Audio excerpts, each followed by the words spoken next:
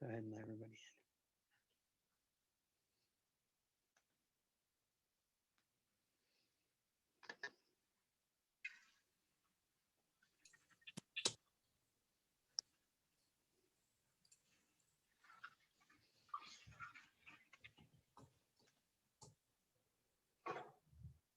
All right, hello everyone. We've got people still coming in, so we'll get started here in just a minute.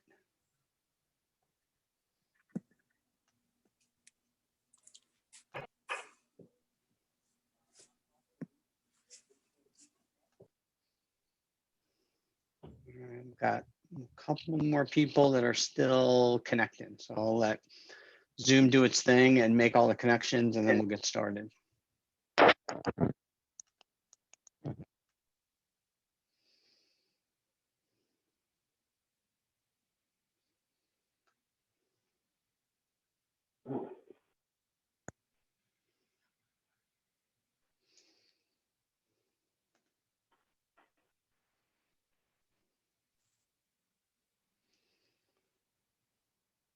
All right, it looks like we got our last folks coming in, finally connecting. All right, let's go ahead and get started. So welcome everyone, I'm Ed Cook. I'm really glad that you guys are able to join us for the webinar. And I'm gonna go ahead and jump in and let's get started.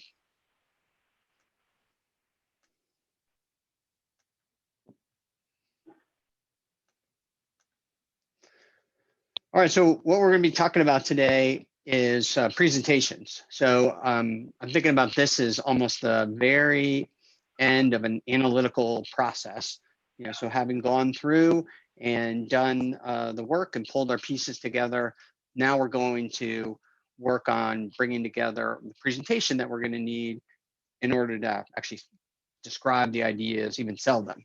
So let's jump in and talk about those things. So we're going to break this up into three pieces. So first we'll talk a little bit about visual perception. So just how people see and what does that even mean, a little bit mechanically. And then from there move into data visualization. And we'll talk a little bit about some techniques, and that'll kind of be the meat of what we're doing here. And then lastly, we'll get into the actual story, right? So it's all great if you've done the analysis and you have awesome data visualizations, but if there's not a story there that's going to pull all of this together and actually make the connection for your idea, then you're not going to get where you want to get for actually making your change happen, or really for anything that you're going to be doing a presentation for. All right, so let's talk about visual perception. And what I mean by this is I'm thinking about the system, the whole system that runs from your eye all the way through your brain, and the enormous percentage of your brain that is associated with actually understanding what it is that you're seeing. So I won't go into detail about that, but suffice it to say that that is a complex system. And so understanding how it's working and how those pieces come together is going to be important. So as an example, if I gave you this table that's on the left and asked you to tell me what's going on with these companies in this case, well, after a while, you'd be able to do it, right? You'd work your way through and you would slowly start to get an understanding of what's happening, but it would take a while for that to happen. However, if I give you this diagram that you see on the right, it's exactly the same data, but now I've graphed it. And I've broken it into a couple of pieces. So you can see the red companies are sort of rocketing up, and you can see how fast they're moving on the x-axis and how much growth they're getting on the y-axis. And you can see a breakdown in these different companies. It becomes much more obvious. And you saw that well before I even mentioned that there was a diagram over there. Your eye picked up on that, and your whole visual system took over and gave you that information about what's happening. And it took way longer for me to describe it than it took for your brain to actually internalize it. So you can see way faster than you're going to be able to analyze. And that really, in a nutshell, is kind of the power of data visualization. All right, so let's start in with your first quiz, because I am a college professor, so we got to have some quizzes in here. And I'll give you a second, and I'd like you to look at this And then if you would, in the chat, tell me what it is.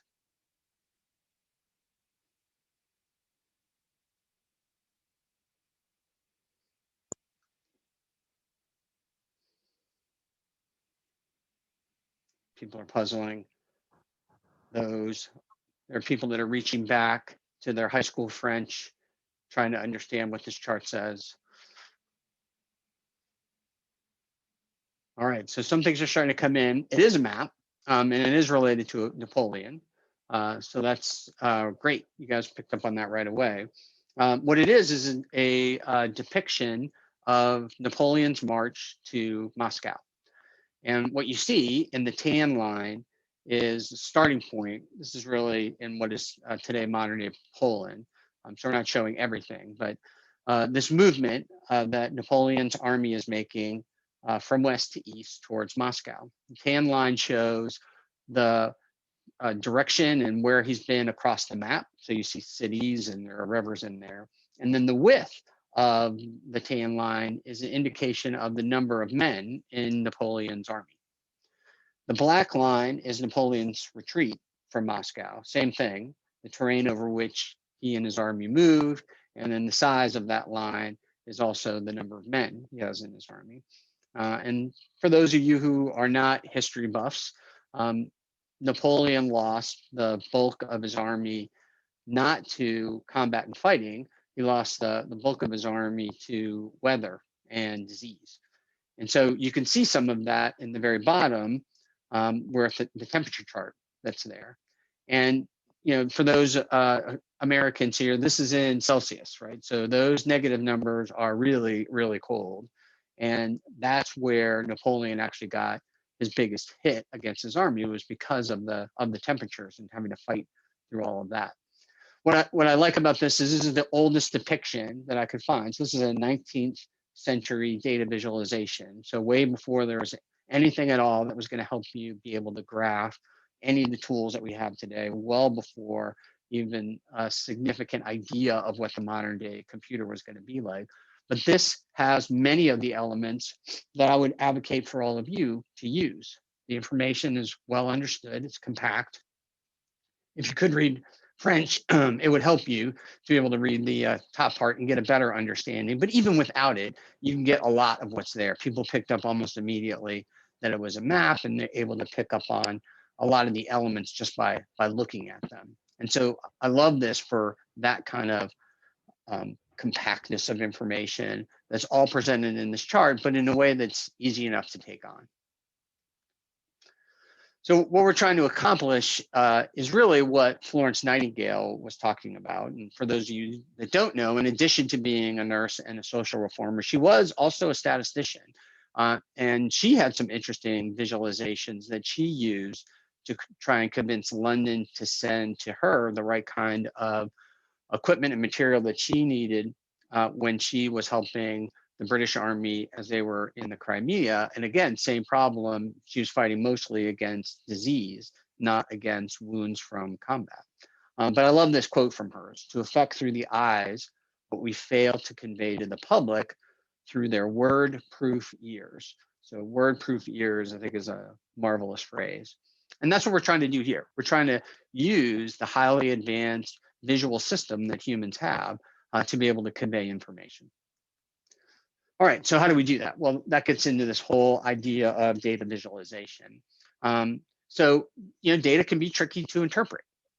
There are all kinds of statistical tools that we use and can apply to be able to understand data. But really the very beginning of that is just to get a description of what's going on with the data. And in many ways, one of the best ways to do that is through visualization.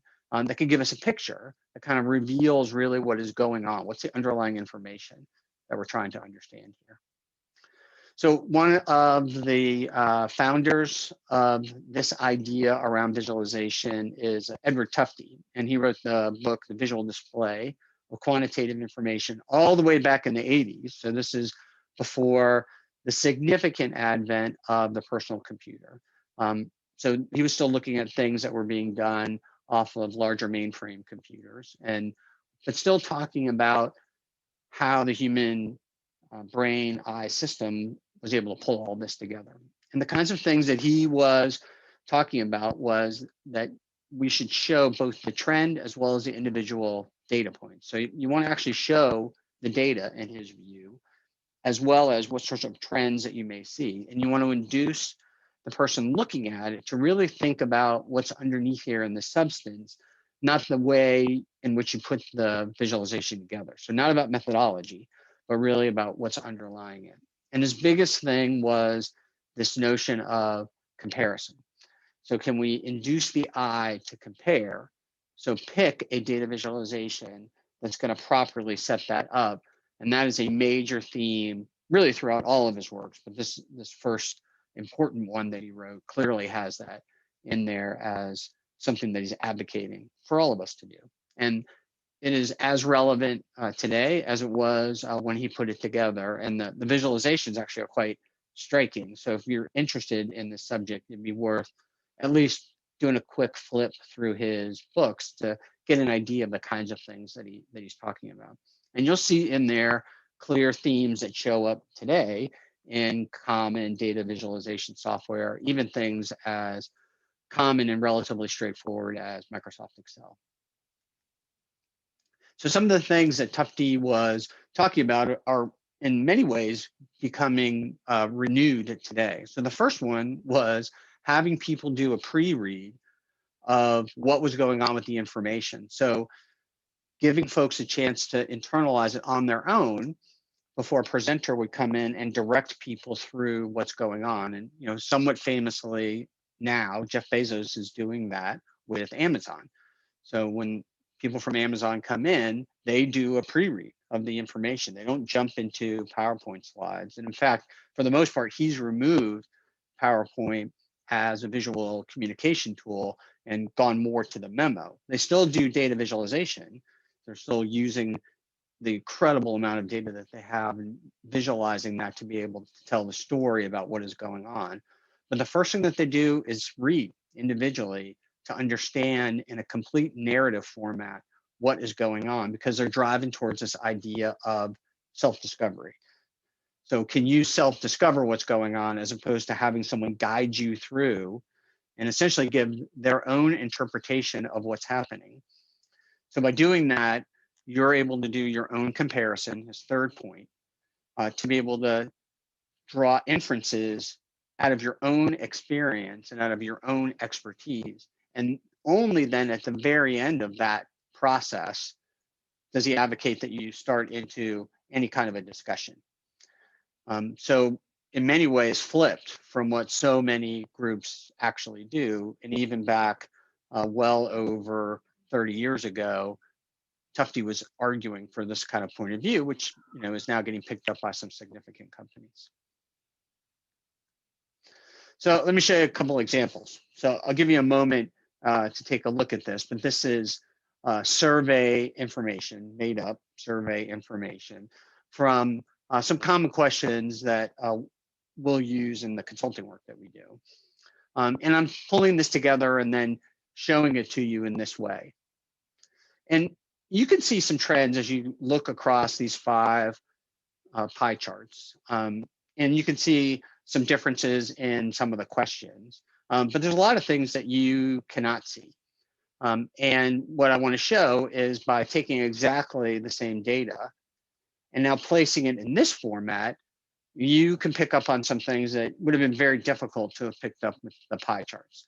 So one that's actually quite significant is that the same number of people did not answer all of the questions. And that is almost impossible to see in a pie chart. You would literally have to count them all up in your head in order to do that. But with the stacked bar chart, which is what we're looking at here, you're able to see that right away. So questions 3 and 2 have less people that have responded than the other questions, and that's meaningful.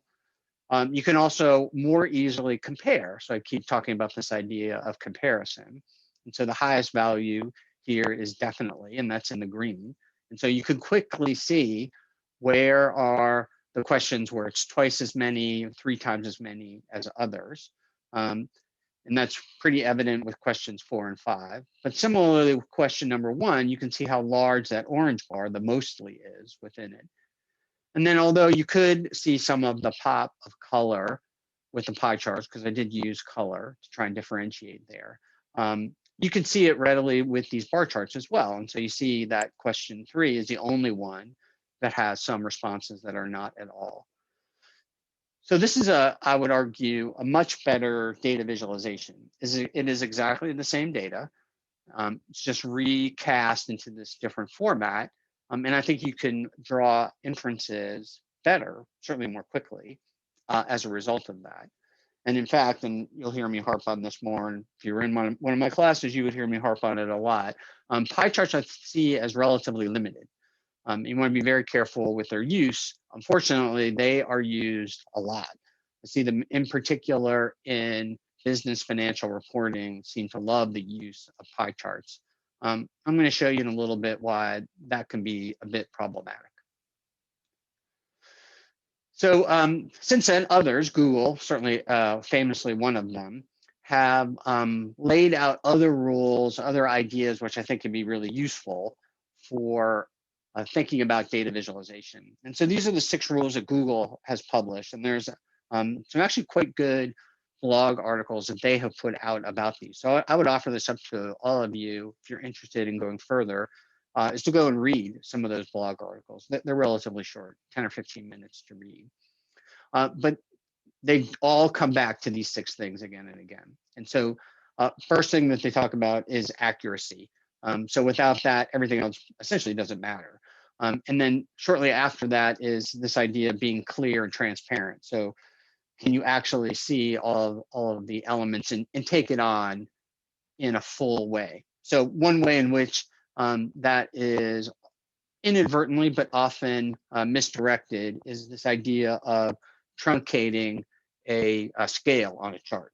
So taking out some section of the scale in order to open up and increase the amount of variability that you see in the data visualization. And although that's potentially useful in order to see variation at a closer scale, it can be misleading in that you don't get a sense of the entire scale. And so that would be an example where Google would say that wasn't quite honest. They talk about things like having enough context in place. They talk about having things that are unexpected and being able to provide an insight to people that they might not otherwise see. And then get into things like focus and scale. And then lastly, into structure. So do you really have all the visual attributes? So you can do what Tufte was describing, which is be able to read it ahead of time and as an individual internalize what's going on without having to be directed by someone else. And so I see Google's rules as fitting in quite nicely with what Tufte was talking about when he was first putting all of this together. So what I want to do now is I want to talk more specifically, so actually give you some things that you can use, start using now as some ways in which to improve your data visualization and then be able to carry those forward into actually telling a more powerful story and be persuasive with your presentation as a result of that. So we're going to look at these 8 different chart types, data visualization types, and talk a little bit about when to use them and when they're going to be most effective. All right, but to do that, I want to do that with you guys. So we're going to use Zoom's whiteboard capability. So if you're not familiar with Zoom's whiteboard capability, you want to find the thing that says View Options, which is either going to be at the very top of your screen or the very bottom of your screen, depending on what kind of a computer you're using. And we're looking for the thing that says Annotate. So you're going to get a drop-down menu, and you can see the Annotate that's in there. And once you click on Annotate, you get this bar that you see on the computer screen here with all my little arrows on it. And the thing I want to particularly go after is the stamps. So I want you guys to do it right now. We're going to go try it out. And what's going to happen is we're going to get a whole bunch of stamps all over this thing. So if you can go up and try and find your item that says View Options, go down to Annotate, find the stamps. Nate's already found it. Pete's found it. So, and then just try it out. Pick your favorite stamp because we're going to be using those as we go through. And I want you to be able to go ahead and mark up the screen. All right, lovely. People are starting to figure it out. For those of you that want to be really bold and want to try some of the other things, I'm okay with that as well. But I want us to at least get to the stamps and make sure you guys felt good about how to make those work. All right, awesome. All right, so I am, as much as I love all of your artwork, I'm going to go ahead and clear it out of here so that we can go to the next slide, because as you'll see, the stamps are on the screen. They're not on the slide. All right, so I'll take all those guys away. And now we'll just go through a little bit of a quiz here. So what chart would you choose? If what you had was mostly continuous data, so continuous data is where everything is filled up on the number line. So money is usually thought of as continuous data because you go down to pennies. And you want to be able to show something through time, but when would you use? So go ahead and mark whichever of these guys you think would be the most useful.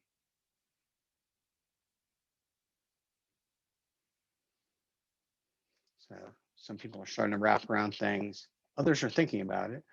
I'm not quite sure. They're pondering, am I giving them a trick question?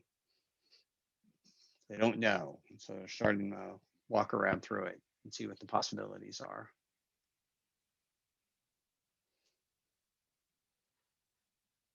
All right, good. All right, well, so what I would say, so first I want to congratulate you for not choosing a pie chart.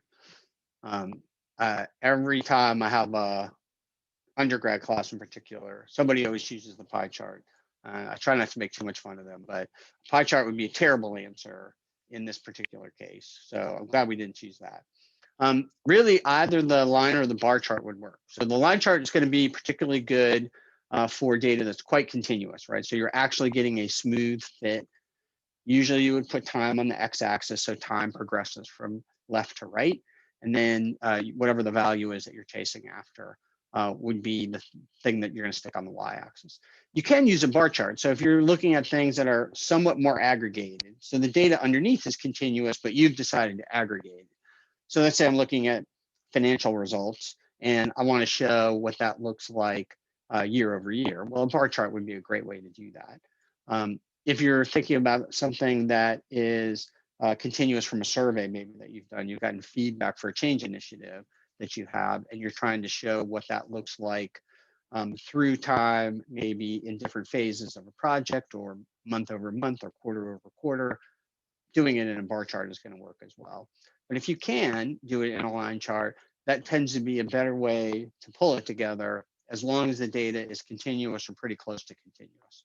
If you've got aggregated data, then you do not want to use a line chart because now you're implying that you know something that's going on in between the data and you don't. So you don't really know what's happening in there. And so you want to stay away from that. All right, good job. I'll definitely give you guys an A on that one. All right, so I'm gonna clear you out and let's clear out our drawings and we'll look a little bit more. So and changes over time, you mostly wanna have continuous data. What's great about this is you can show multiple things on there. So maybe you wanna show something through time for multiple different groups and compare them. You can use color as a way to do that differentiation. Maybe shapes on the data points themselves to actually have some differentiation on the series. But you can really use any of these 8 in order to be able to have a good view of changes that are going on through time. You can do most of these in Excel. The candlestick one's not that great in Excel. You can do a waterfall chart in Excel, but it takes a little trickery in order to do it. But the other ones that are on here are out of the box, push the button depictions that you can do in Excel. So you don't need a fancy data visualization software to do it. You can use something as ubiquitous as Excel. All right, let's do this one. So what chart would you use if you had mostly discrete data? What you wanted to really show is categorization. You want to do some comparison of the amount in those categories. So pick your favorite stamp and show me what you got.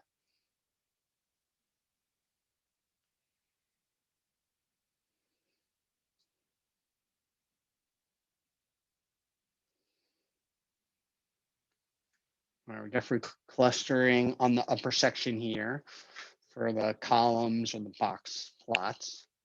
And I would agree, like that is going to give you some of the best stuff. A pie chart's going to be hard to do anything where you're going to want to try and make a discrete comparison between things. That's going to be tough to do with a pie chart. But either a column or a box plot is going to work nicely for all of those. So let's go take a look at those and see what you guys think about that. So if we're trying to do a category comparison, I think of these charts. So we're trying to show the difference. We're in one point in time now. We want to be at the category level. So when I say category, if I'm thinking about an organization, that could be different divisions or departments within an organization, would be one way to think about it. I could also do this at multiple levels. So maybe I do want to do it from a department to division to team kind of a level. And I can do that kind of a hierarchy with these kinds of chart. And again, we're looking for comparison. The point here is so that the eye can get an immediate comparison between these different categories and then be able to quickly show what's going on that's different with all of these. I'll call this kind of a subgrouping of these as a ranking chart. So similar to this idea of comparison, but now I'm really looking specifically to see, are things ascending or descending?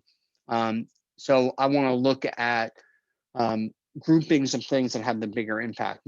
You see this kind of thing a lot with the 80-20 rule, where you're really trying to get 80% of what is happening in a particular system by looking at 20% of the actors in there. And that tends to be a decent rule of thumb.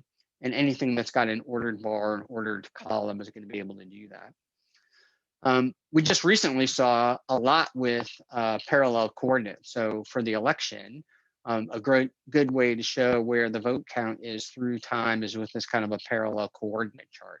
And so we're able to see what the vote counts are really at whatever level we want to look at nationally, all the way down to a precinct, and see that change as a comparison, but also through time. So that's a relatively more narrow one, but pretty instructive one to use if that's the situation that you've got. So you can even think about this in a change context. If you were doing surveys and you wanted to look at different groups and understand their level of comfort through time, that might be instructive for what you're trying to understand for your change initiative. All right, one more. What would you choose if your data was discrete and you wanted to show the comparison from an individual part to the entire whole?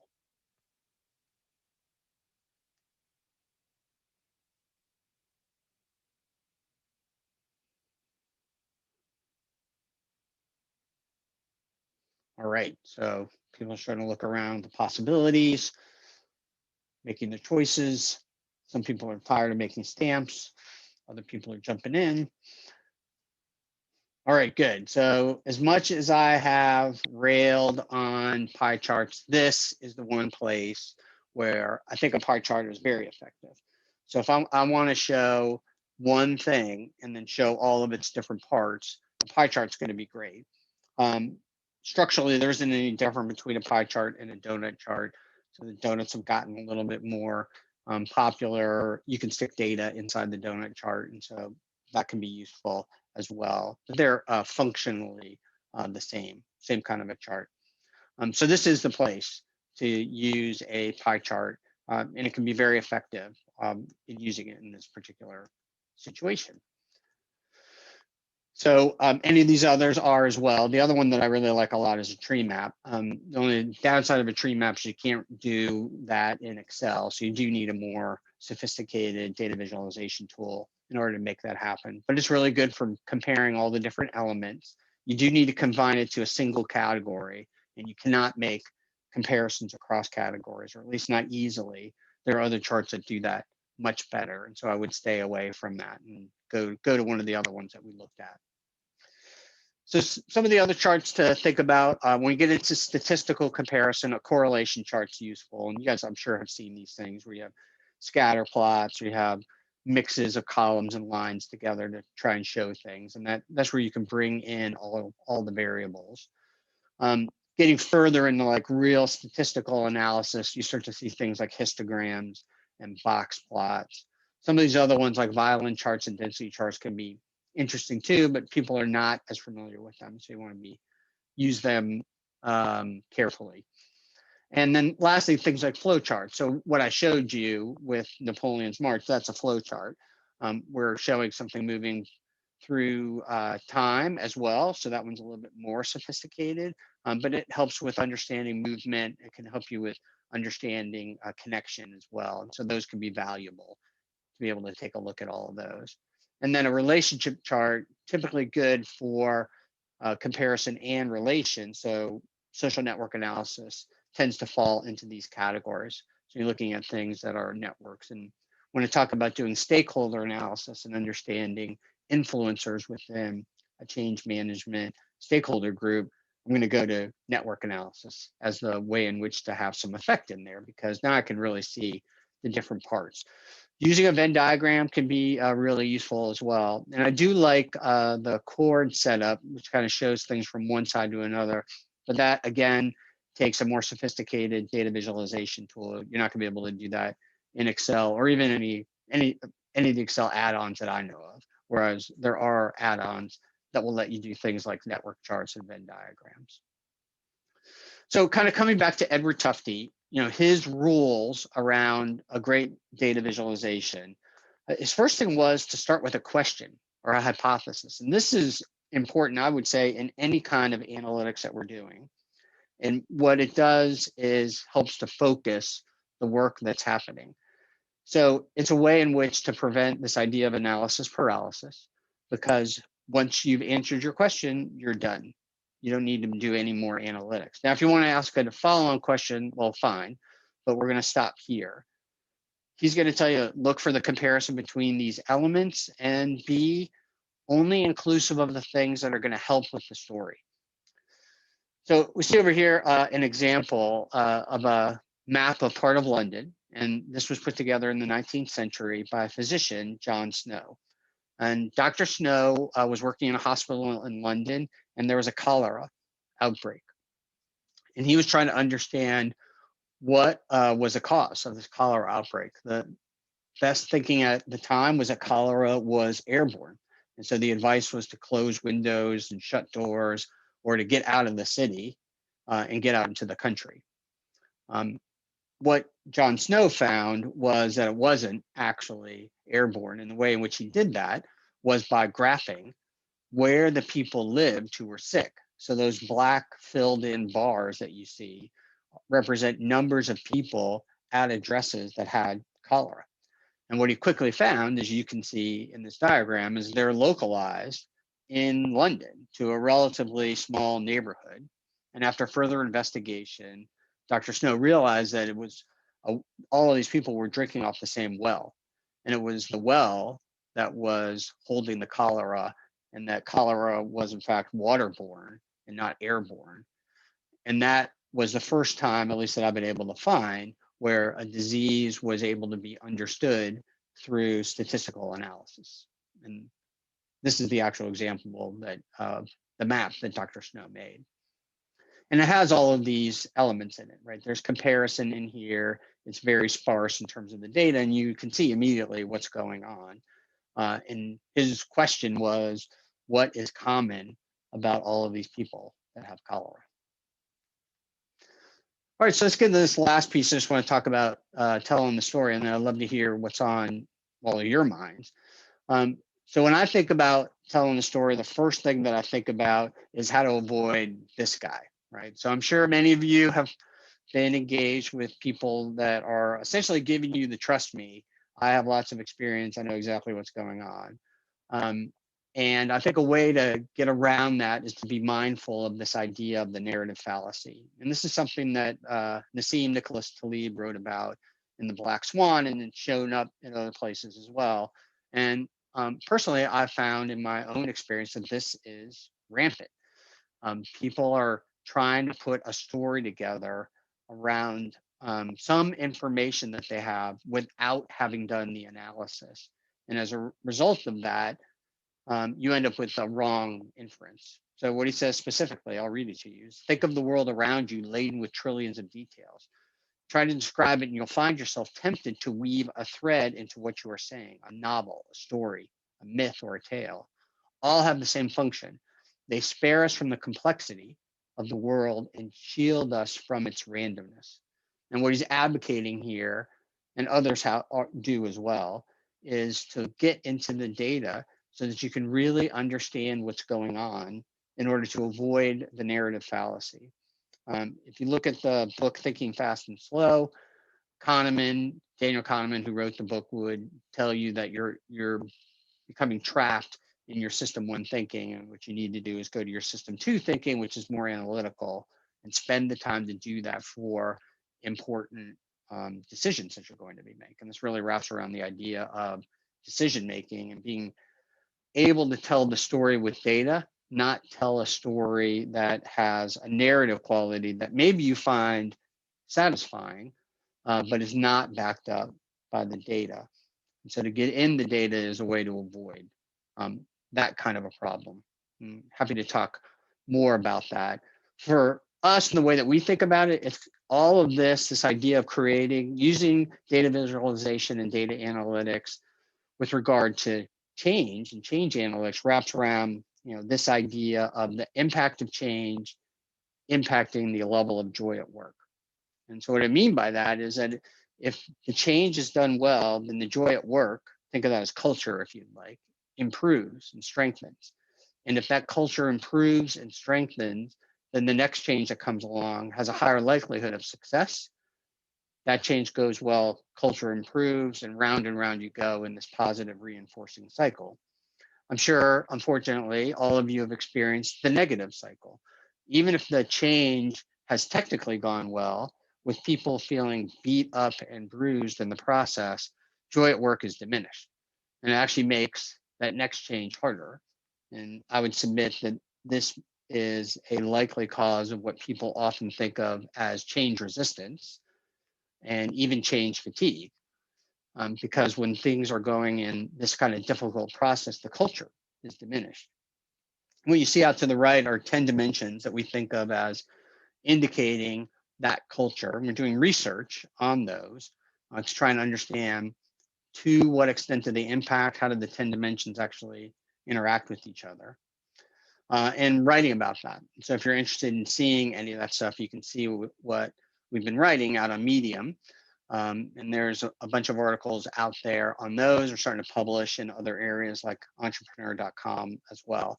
So just some free stuff that we've been able to put out into the world based on the research interviews that we're doing. These are going to lead to academic papers, but that's a much longer time span to do. So I want to make sure that we've got some of this out into the world a little bit more quickly than that. And really lastly, I just wanted to mention everybody that we do have this change analytics concentration. So a class that kind of pulls all this together, and you can see that persuasive presentations is the last component of the class, but we get into all these other elements as well.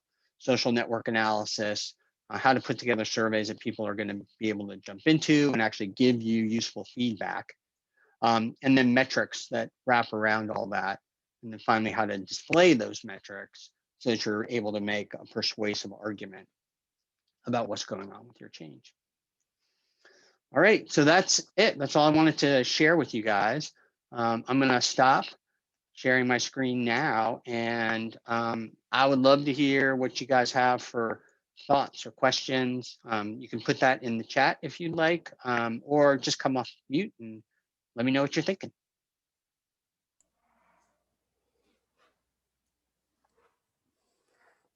Hi, Ed. It's Yvonne here. How are you? I'm doing well, Yvonne. How are you? Good. Really, I mean, my brain is full and I'm processing. But one of the things that I encounter with stakeholders is the "and what about" outcome. Okay. So you create a hypothesis, you develop the data to support it, and almost always it translates into, and what about, could you cut the data another 8 ways to Right. prove a point that wasn't part of the original hypothesis. Any thoughts or suggestions on how to manage that or approach that? Yeah, I think so. There's two things that I would suggest. One, I'm sure you know, and sort of obvious, is highlighting to the people that you're giving this information to that there's a cost associated with this, right? And so that cost could be in time, that cost may be in money, people's salary, all of those. And so those aren't free, right? When you're asking those questions aren't free. That goes over well with a few, but largely doesn't go over well with most. What I find better is at the very beginning, with the establishment of your question or hypothesis, is to think about what some of those possible answers might be and test them with the person that you're going to be giving this to see if, hey, if the answer comes up and it's this, would that satisfy you? Or if the answer comes up and it's any of these, would that satisfy you? And the idea is to try and get them into the mindset of, if I get an answer and it's in this realm, then yeah, I guess I do know everything that I want to know, or I don't. And perhaps the question isn't deep enough, or there needs to be other aspects to it. And to the extent you can, spend some time with them up front before you do the work to get them thinking about that. So when you do present it to them and it matches, I think you'll get a better hit rate. I won't say it's going to be perfect, but a better hit rate on them feeling satisfied and not asking for a continued follow-on analysis that can be really time consuming. So great. So a bit of a Ben Duffy exercise up front, and then sometimes I understand it's a manifestation of their reluctance to make a decision, which is an internally motivated thing that they use externally driven activities. But that's a great tip. Thank you very much. Sure. What else, folks?